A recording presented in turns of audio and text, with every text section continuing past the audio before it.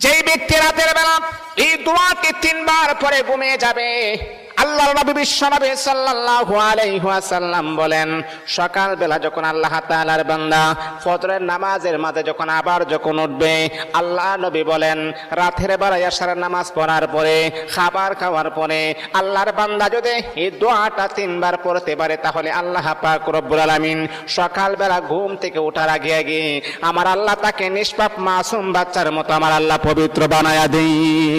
দোয়াটা সবাই আমরা জানি, আমরা সবাই কিন্তু দোয়াটা জানি, কিন্তু আমরা আমল করি না। দোয়াটা হলো আস্তাগফিরুল্লাহাল্লাযী লা ইলাহা ইল্লা হুয়াল হাইয়ুল কাইয়্যুম ওয়া আতুবু ইলাইহি লা হাওলা ওয়ালা কুওয়াতা ইল্লা বিল্লাহিল আলিয়্যিল আযীম। 3 বার যদি আপনি পড়তে পারি, ইনশাআল্লাহ আল্লাহ পাক রব্বুল আলামিন আমার আপনার জীবনের সমস্ত গুনাহগুলোকে আমার আল্লাহ ক্ষমা করে দিবে।